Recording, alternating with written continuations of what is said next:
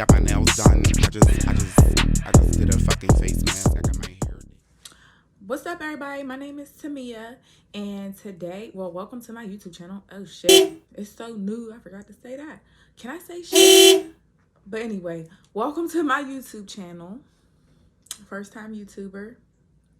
Today, I want to talk to y'all about my BBL experience and the journey I took. Now, I was gonna do a video when I did do it last year, when I did the whole, went and got the BBL, but I was in so much pain and agony, and I just could not do that because it was just too much. It was just a nightmare for me. So to start, I decided I wanted to get a BBL because everybody in my life has a fat ass. Everybody.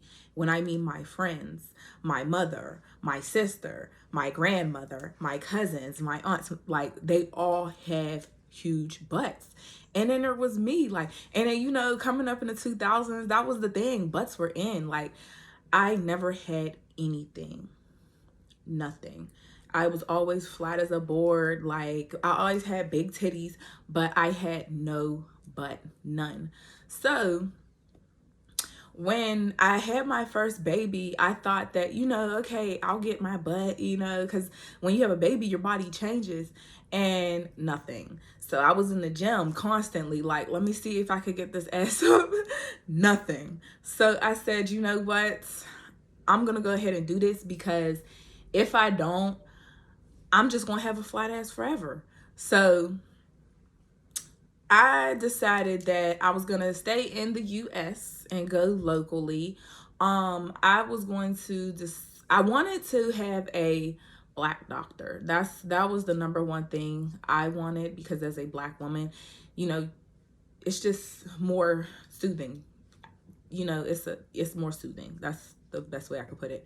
But I wanted a black doctor, and I had found Dr. Harry at Dolls Plastic Surgery in Miami. Well, I don't even know if that would be considered Miami. It was more like in Ventura. Like, it was about maybe 20 to 30 minutes from Miami Beach. So I wouldn't know if that's considered Miami. Like, and then it was, I don't know.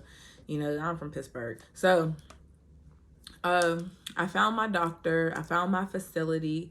I did some research on my doctor. I found out that he was new at the facility I was at, and that he works more primarily on the vixen look. Like, he does. Dr. Harry is more for those women who want to be built like Ari, and like, he focuses on snatching and big ass butts, and that celebrity pal, porn star, whatever you want to call it. That's what he's known for. They call him Dr. Slim Thick. So I told myself, when I go into this, I don't want to come out looking like a video Beyonce, Nicki Minaj. I just wanted to look natural. I just wanted it to look like my mom had gave this to me, even though she ain't give me nothing. I just wanted it to look like it was mine, like I was born with it. So I chose Dr. Harry. I chose the facility. I put my deposit down. And then after doing all of that, you still have to worry about recovery and stuff. So I started looking at recovery houses and reading reviews on recovery houses. And I just didn't, a lot of the recovery houses are nice down in Miami, but I just personally didn't want to do a recovery house because first off, I was taking my baby, and I just didn't want to be in a state where somebody else, is like, I'm in a place where I don't know anybody, and I'm left here. And I'm pretty sure that those recovery houses take good care of the patients and stuff, but it just wasn't for me. So I decided that I was going to get an Airbnb and get a private nurse. And my private nurse, she was really nice. She was also black. She was really nice and really sweet. They said that you could choose your private nurse, but I didn't know this nursing agency. So I just told them to please send somebody that's really nice over, because I knew I was going to be a handful. I knew that it was going to be a nightmare. I knew that I was going to be dramatic because I was. And I decided that, okay, I'm going to go with the nurse in the Airbnb and this doctor. So I had everything set out. And I did take my son, and my little sister came with me so she could help take care of me too. Because she was like, I do not want you down there dying by yourself. So I might as well go. And she needed a little vacation anyway. She don't have no kids. So my son is like one of her nephews. So, well, is one of her nephews. So me and my little sister, you know, she lives in Ohio, so we meet in Miami. And, you know, I expressed to her, you know, how I'm so scared, how, you know, I'm just nervous. And I did my research. But what a lot of ladies don't know is that whenever you are getting plastic surgery done, it's very scary because you can potentially die. Well, I'm pretty sure all of y'all know that. But anyway, so talking to my sister, it just really put it in perspective for me. Like, I'm really about to do this, you know, like this is it. So before you have your surgery, the day before, you have to do pre-op. And what pre-op is it makes sure that the finances are all in check, and you know you can afford this, you paid everything. And they want to make sure that you're at your BMI that you're supposed to be, that your doctor has to sign off on everything. Your primary care physician, he has to sign off on everything. I went to my doctor, she signed off on everything. They gave me blood work, everything. So whenever it comes time for your 30 days and they're requesting the paperwork, go to your PCP and just see if they can perform everything, so that way you don't have to go to so many separate places. But mine, she did everything for me and they faxed it over, but I still took everything up there because lo and behold, they didn't have all my paperwork. So thank goodness I had my stack of paperwork when I went up there, and I was able to hand it to her, and you know, we settled that. They also make sure that you're not pregnant, and they also make sure that you're not doing any drugs.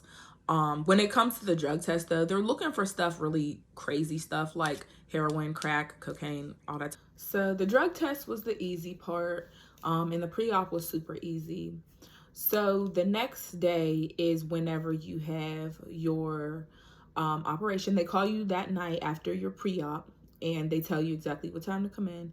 So mine was noon. So I was so nervous. You can't drink or eat anything for 12 hours. So from midnight to 12, like my appointment time, I couldn't eat anything. So I get to my appointment, and I'm seeing a lot of the ladies I seen, you know, the day before, because we're all from all over the world and we all wanted something different. Some of us wanted the same thing. Some of us wanted different stuff. So, but we were all there, you know, talking about what we wanted. And I sat in the lobby for a long time. And you know how doctors' offices are so cold? This was no different. And it's not even like a doctor's office. It was just like a surgery center. But it was freezing in there. So I'm in the lobby freezing by myself, laying down with my jacket over me, because I bought a bunch of stuff when I had went. I bought compression socks to my surgery. Even though I didn't need this stuff, I still took it. I bought compression socks to my surgery. I bought a blanket, and I was just waiting. So they finally put me back in the room. They give you another drug test and another pregnancy test to make sure that you are absolutely not taking drugs and absolutely not pregnant. And they give you an alcohol test too. They want to make sure you haven't been drinking. So they do all this again. And then the anesthesiologist comes in and talks to you.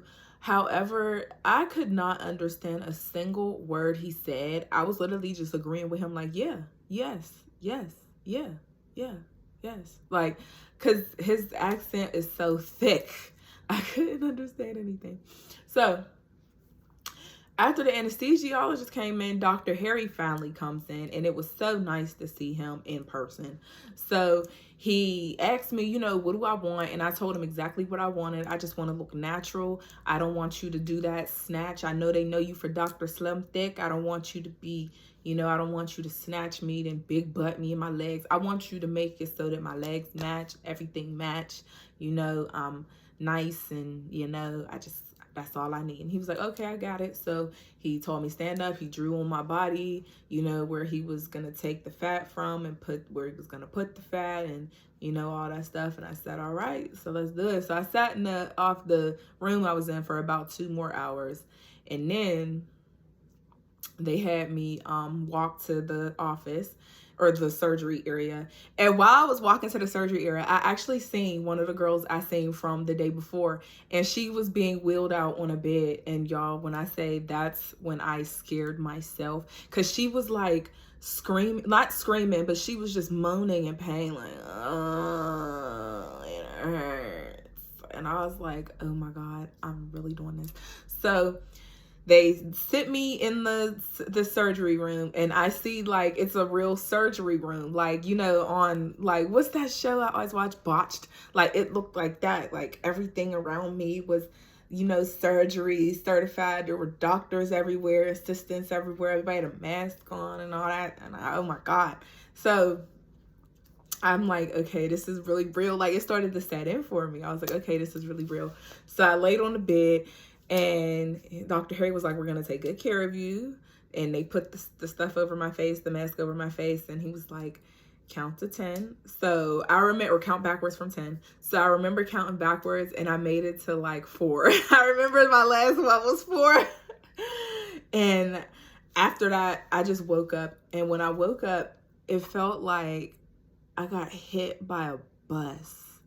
Like, everything hurt. And I was screaming for my mom. I was in so much pain. I was yelling for my mother. I was like, I want my mommy. I want my mommy. Like, it hurt. So I'm like, oh my God. And so they're like, are you Thamia? And I'm like, yeah, that's me. And they're like, okay, well, your ride is here. Let's go. Let's get you cleaned up and take you out. Because everybody down there spoke Spanish. Everybody. And I'm like, okay. Like, so first off, you lose so much blood. There was, everything on me was bloody. My faja, all of that. And I'll show y'all that in a second. But I was like, oh my goodness. Like, I was in so much pain. So they wheeled me outside. They had all these cushions under my ass, because, you know, I just got it done. So they had all these cushions under my ass. And I remember while they're wheeling me outside, I kept burping. And I'm like, why am I burping so much? It's because during the surgery, they stick a tube down your throat to make sure that you don't, you know, seize or whatever that is. They stick a tube down your throat. And I just was burping and burping and burping. And I'm like, oh my gosh, why am I burping? So I get outside, and my ride, I booked it with the same people who were my nurses. You know, they had the transportation package included. So all it is a big ass van with a mattress in the back. So they were like, okay, your ride's here. So I hopped out the wheelchair and hopped in my ride.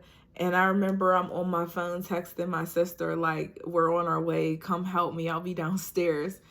And so my sister, she was not prepared for none of this at all. Like, she wasn't prepared for none of this at all. So we pull up to the hotel, and she's like, we thought you died. Like, we haven't heard from you since 1 o'clock this afternoon, Tamia.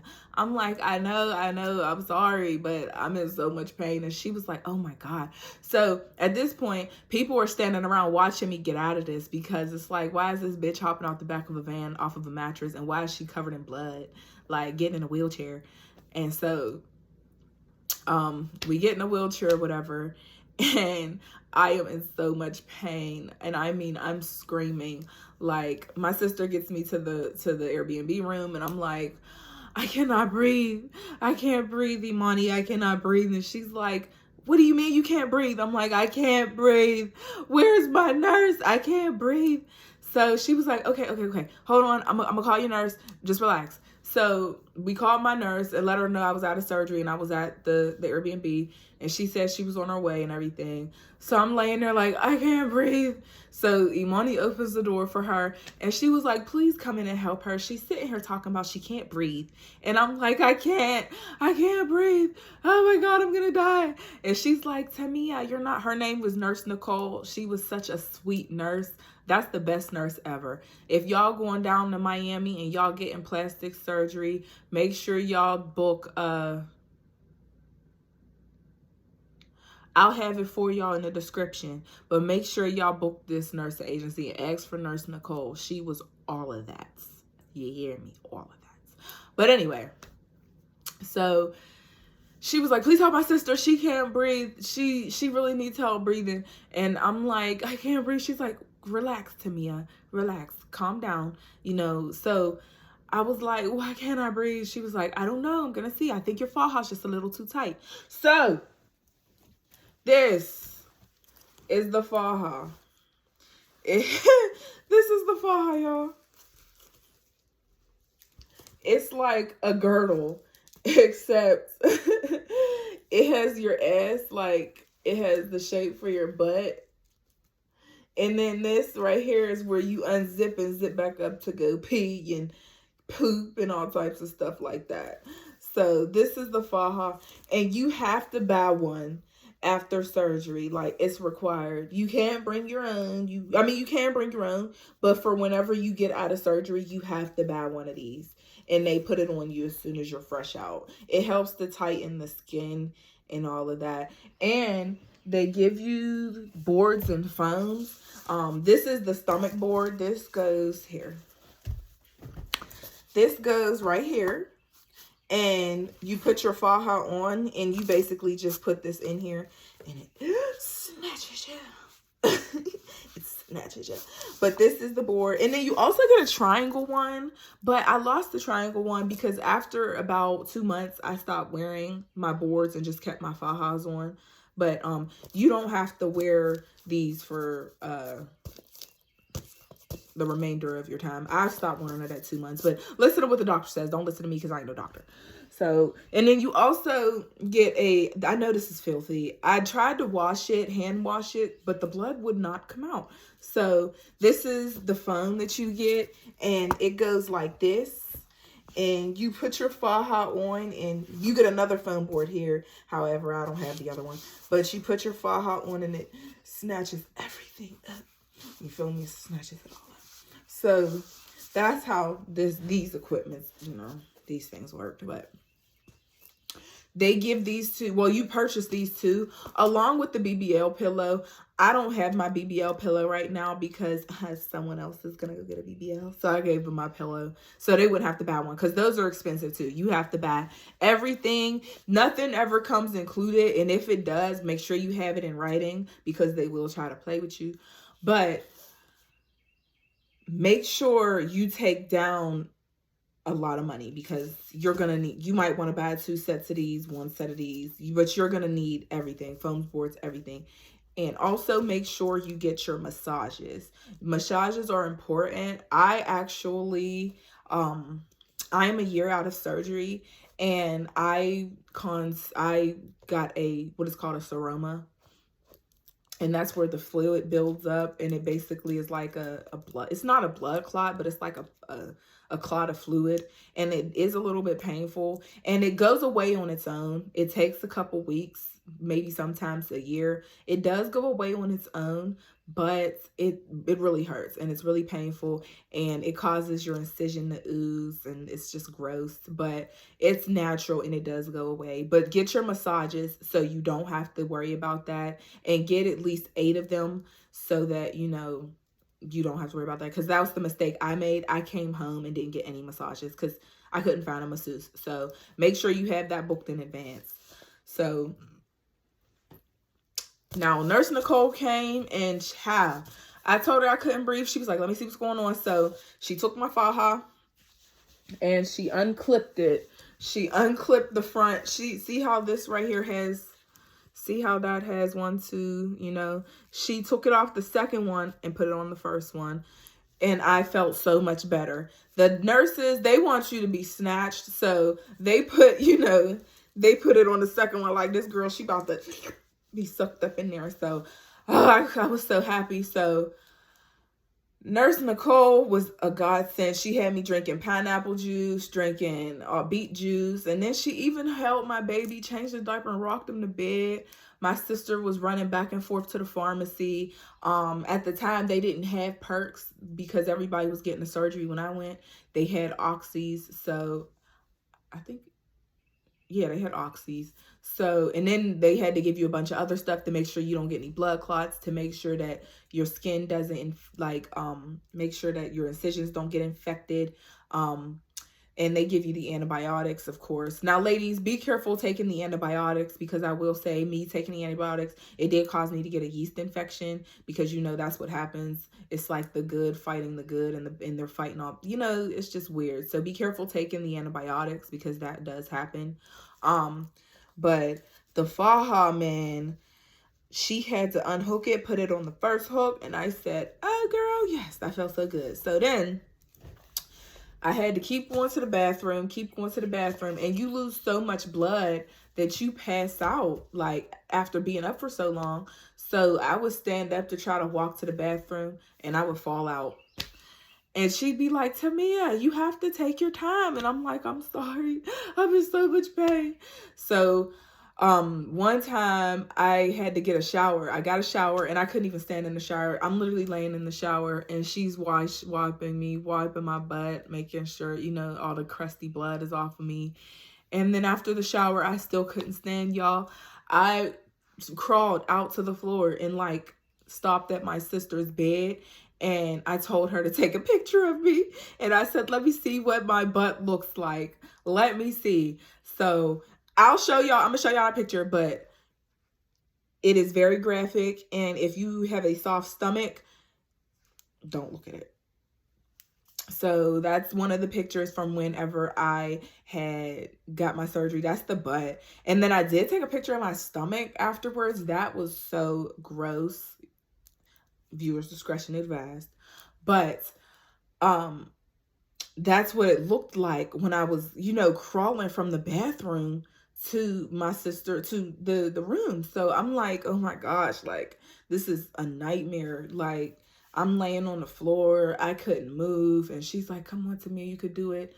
So what she did was she would put me back in my faja.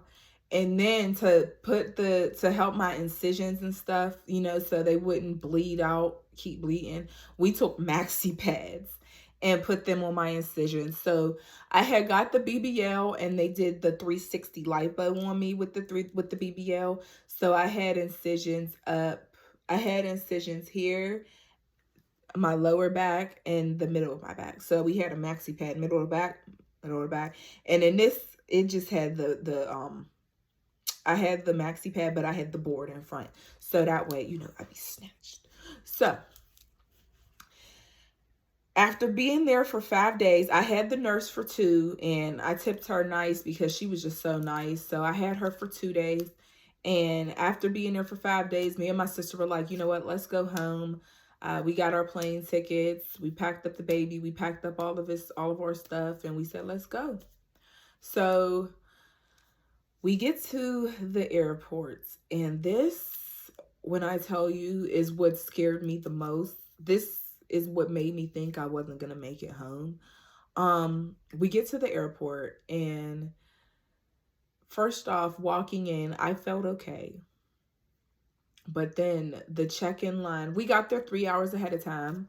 3, just in case, you know, I had an episode or anything like that, but I still wanted to make it home. So we got there our flight was at noon. We got there around 8, 9 o'clock. We woke up pretty early. And when we got there, it was packed, jam-packed with people. And we were standing in line to check our bags. And I'm like, bro, I can't stand here too long. I'm in so much pain. So My sister was like, all right, go ahead and sit down. And I was like, hold on. Let's ask her how we get our tickets and stuff first. So the lady comes over. She helps us with that. And she sees me in pain. And she sees me hunched over. And she comes up to me, y'all, and asks me, who you went to? I said, Dr. Harry. She's like, oh, okay. I said, girl. So I went to go sit down. And when I went to sit down, um,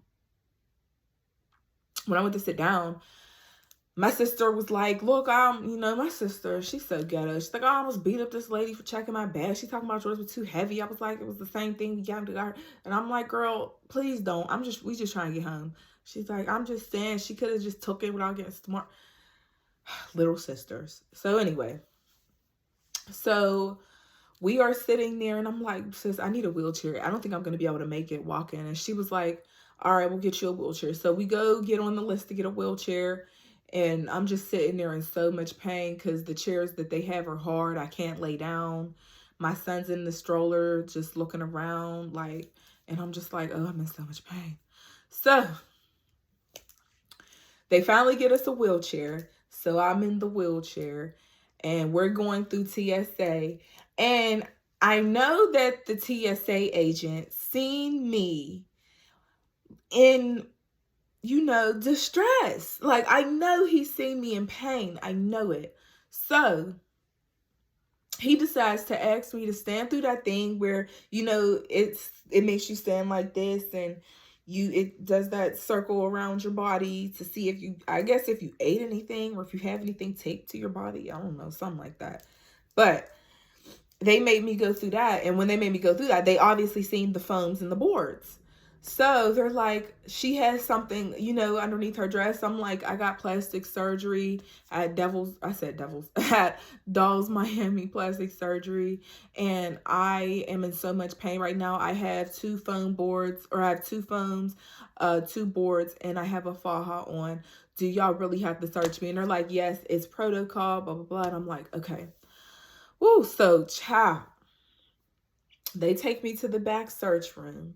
They wheel me back there. My sister isn't allowed to come with me. They wheel me back there and they make me stand up. And mind you, I can barely stand. That's why I was in the wheelchair. They make me stand up. And when they make me stand up, they make me take off everything. They make me undo my faja. And y'all, I don't know if y'all notice, but after you get plastic surgery, your skin is really sensitive. Like, you don't even have feeling in your stomach until about 3 months. Like, it doesn't even come back. Like, it's so sensitive and it's bloody and you still have your maxi pads and stuff trying to make sure you don't bleed out. So they make me take off everything, y'all. And like, my loose fat is hanging out because, it's 5 days after. That's hanging out. My everything's hanging out. My incisions are out. My butt is out. And they just wanted to make sure I didn't have drugs. And I was like, I understand. Like, and I'm hunched over. Like, I'm really in pain. I'm like this. And I say to them, I understand you ladies have a job to do, because it was women. But if I'm ever going to smuggle drugs, I don't think now would be the time.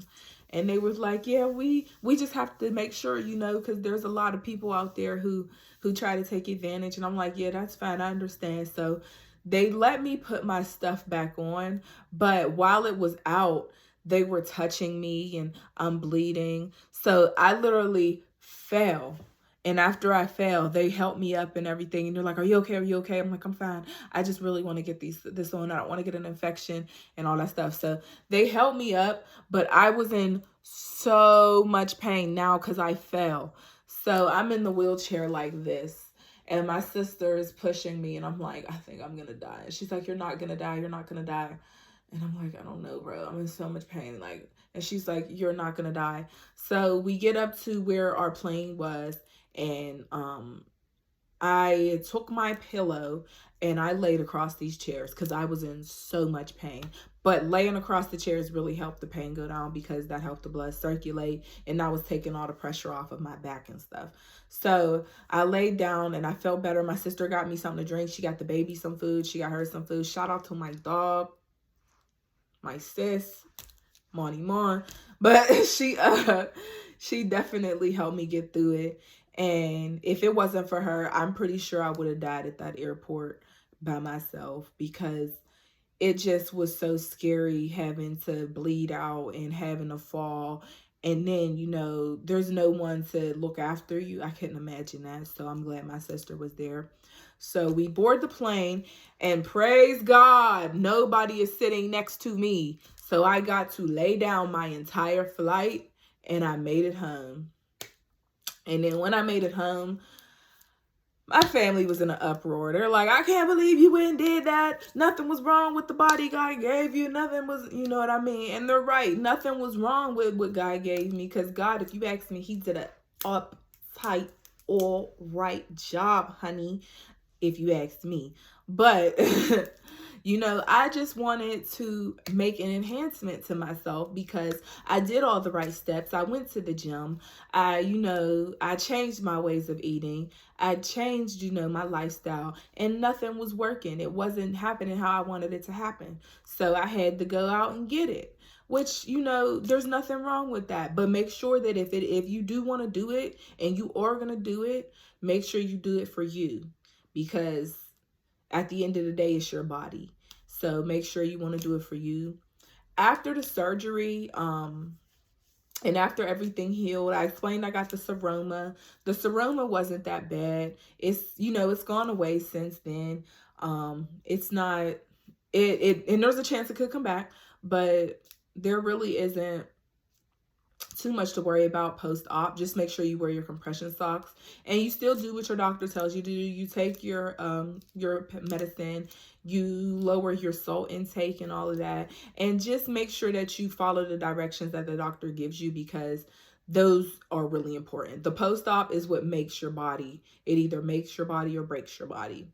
Now, one thing I can say is, they always told me going into this, you will need 2 rounds of, plastic surgery to get where you want. And me, I didn't want 2 rounds, because what I just explained to y'all, I never want to go through again. You hear me? Never again. So I just wanted to, I did want my butt to be a little bit bigger, but I said I don't think I could go through that again, because that was very, painful and extra. No. So doing my research, I did learn that if you eat, it all goes to, the right places. So I did eat, eat, and my butt did get bigger, but at the same time, I feel like I filled out a lot of other places, and the gym does help a lot, but be very careful going hard in the gym, because you don't want to lose your butt, because if you lose your butt, you just wasted all that money for nothing. So I'm very careful when I'm in the gym as far as sweating and, with cardio and stuff like that, because I really don't want to lose my butt. But just make sure after you get your surgery that you take care of yourself. And once you get your surgery and you're happy with your results, make sure that if you do want to go back and get round 2, that you consult with your physicians and make sure that you can definitely handle a second round of surgery, because the second round, it may be easier post-op, but going in there, it may not be as easy as the first time. So definitely consult with your physicians, and, just make sure that this is something that you want to do, because one time I feel like is enough. And you don't, all that extra stuff. We are all beautiful. All women are beautiful. Whether you have a flat butt, no titties, big butt, big titties, all women are beautiful. But are you comfortable in your skin is the question. And I feel like every woman should be, because God doesn't make any mistakes. He makes no mistakes. And that's what I keep telling my grandma. He didn't make no mistakes with me. He made no mistakes with me. I just wanted to enhance it. You know what I mean? And he let me do that. He said, okay, I'll let you do this. He didn't give me no issues. The good Lord, he let me do that. But you can only do that so much. God don't play like that. So I'm not going back to get round 2. And if I do, I'll let y'all know about it. But I'm definitely not going back. But that was my journey and my experience. And I hope that somebody watching this can take some notes and know that when you go in to get your surgery, what to expect and what to be prepared for. So thank y'all so much for watching. You're a bitch! Alright, I just got my nails done. I just did a fucking face mask. I got my